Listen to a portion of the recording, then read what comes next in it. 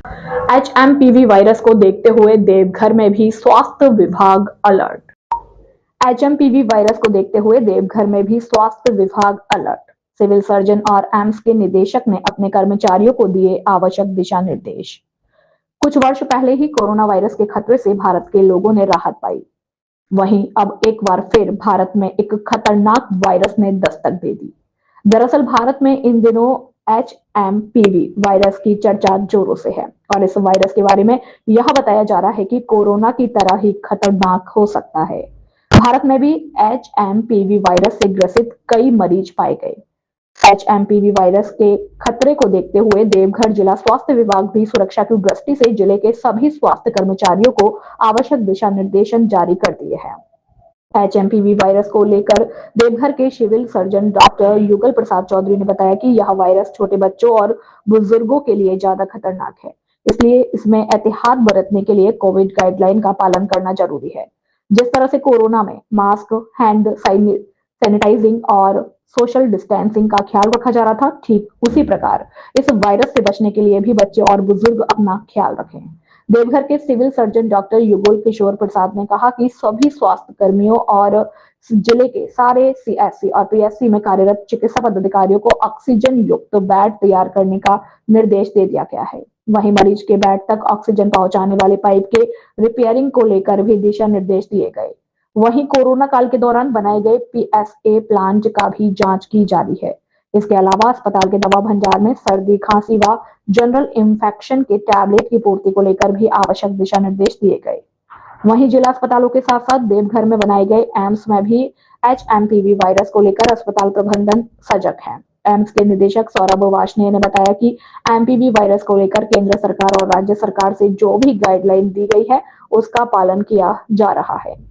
AIIMS के निदेशक सौरभ वार्ष्णेय ने कहा कि अभी तक पूरे देश में 5 मरीज चिन्हित हुए हैं, जिसमें एक मरीज बंगाल में भी पाए गए हैं। इसको देखते हुए पूरे एम्स अस्पताल में गाइडलाइन का पालन करने के लिए आवश्यक दिशा निर्देश दे दिए गए हैं और इसके विपरीत परिस्थितियों के लिए भी तैयारियां शुरू कर दी गई हैं। वहीं उन्होंने कहा कि बीमारी में वैसे मरीज को ज्यादा सजग रहने की आवश्यकता है जो हार्ट या लंग्स की बीमारी से ग्रसित है। इसके अलावा किडनी ट्रांसप्लांट के मरीजों को भी इस वायरस से परहेज करने की आवश्यकता है। गौरतलब है कि कोरोना वायरस के बाद एक और वायरस भारत के लोगों को परेशान करने पहुंच गया। वर्ष 2020 से 2022 तक पूरे देश के साथ साथ झारखंड में भी लाखों लोग कोरोना वायरस से परेशान रहे। लंबे संघर्ष के बाद लोगों को कोरोना वायरस से राहत मिली, लेकिन वर्ष 2025 की शुरुआत में ही एक और वायरस ने लोगों को डराना शुरू कर दिया। इसलिए डॉक्टर की सलाह के अनुसार लोग अपनी सुरक्षा का ख्याल रखें ताकि एचएमपीवी वायरस से लोगों को ज्यादा नुकसान ना हो सके। वंदे भारत से देवघर झारखंड ब्यूरो चीफ धनंजय कुमार राणा की रिपोर्ट। देखिए, ये एचएमपीवी वायरस जो है जिसके बारे में चिंता जागरूक हो रही है, ये चिंता का विषय जरूर है, लेकिन घबराने का विषय नहीं है, क्योंकि ये वायरस इतना संक्रामक नहीं है, इतना आक्रामक नहीं है। लेकिन ये पहले से भी कुछ केसेस में थे, लेकिन अभी 5 केस जो हम सबको पता है चिन्हित हुए हैं, और हमारे सभी वेस्ट बंगाल में भी एक केस चिन्हित हुआ है। इसमें भारत सरकार ने भी गाइडलाइन अपनी जारी की है, राज्य सरकारों ने भी अपनी गाइडलाइन, झारखंड सरकार ने भी अपनी गाइडलाइन जारी की है। हम लोगों को अपने बर्ताव में, जैसे हमने कोविड में सीखा था कि हम लोग भीड़ भाड़ से बचें, हम लोगों को जो मास्क लगा के, जिनको ज़रा सा भी श्वास की बीमारी है या कुछ जुकाम है, खांसी है, वो मास्क लगा के रहें। हम तभी भीड़ भाड़ में जाएं जब अति आवश्यक हो। यदि हमें बुखार और जुकाम वगैरह लंबा चल रहा है तो हम चिकित्सक सलाह ज़रूर लें। और इसमें अभी बहुत ज़्यादा गंभीर चिंता की ज़रूरत नहीं है। मेरे ख्याल से बचाव में और अपने व्यवहार में हम थोड़ा सा बदल करेंगे तो इसका हम सामना आराम से कर सकते हैं। इसके लक्षण काफ़ी कुछ फ्लू जैसे मौसम बदलते बुखार की तरह होते हैं, तो उसमें ये कई बार ख़ास तौर से जो लोग डायबिटिक हैं, हाइपरटेंसिव हैं या इम्यूनो कम्प्रोमाइज्ड हैं, जिनकी प्रतिरोधक क्षमता कम है, उनके लिए थोड़ा सा ये बीमारी यदि संक्रमण होता है तो गंभीर रूप ले सकती है। वो विशेष ध्यान दें और उनको ज़रा सा भी कोई सब ये लक्षण लंबे समय के लिए हो रहा है, फौरन चिकित्सक परामर्श लेना जरूरी है। अच्छा, देवघर एम्स में भी सब कुछ गाइडलाइन आप लोग की तरफ से जारी किए गए हैं? हम लोगों ने अपनी गाइडलाइन को अलग से, जो केंद्र सरकार के गाइडलाइन और राज्य सरकार की भी गाइडलाइन हमारे पास आए हैं, तो हम उन्हीं का अनुपालन कर रहे हैं, क्योंकि पूरे देश को एक सी गाइडलाइन फॉलो करनी पड़ेगी, तभी हम इस बीमारी का सामना बेहतर तरीके से कर पाएंगे। ठीक से। ये जो HMPV वायरस है, ये जनरली सर्दी खांसी बुखार का जो है फ्लू टाइप का जो होता है उसी का वायरस है।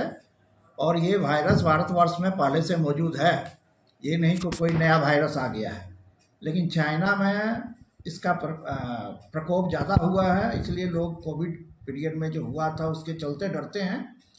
लेकिन वैसी बात नहीं है, ये साधारण मैक्सिमम ये जो है 1 साल या उससे कम उम्र के बच्चे या ज़्यादा उम्र दराज लोगों को इफ़ेक्ट करता है। जैसे 80 साल, साथ ही मान लीजिए किसी को डायबिटीज़ है, टीबी का बीमारी है, मतलब लंग्स का कुछ बीमारी है, और आपका इम्यूनोसप्रेसिव, जैसे मान लीजिए उसका इम्यूनिटी कम है, जैसे मान लीजिए कि आपका किसी को किडनी ट्रांसप्लांट है, डायलिसिस पर है, या कोई ट्रांसप्लांट किया जिसमें इम्यूनोसप्रेसेंट दवा चल रही है, वैसे लोगों को इफ़ेक्ट ये ज़्यादा करता है।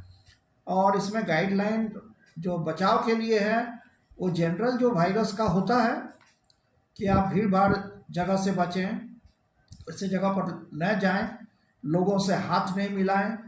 जनरली जो होता है क्या, सर्दी होता है, आपका सर्दी खांसी होता है, तो आपको मास्क लगा करके किसी क्षेत्र में जाइए, भीड़ भाड़ जगह में मत जाइए, आप अपने घर में रहिए। और जो बार बार किसी का आदत होता है नाक से, हाथ से नाक छूने का, मुंह छूने का, वैसा नहीं करें।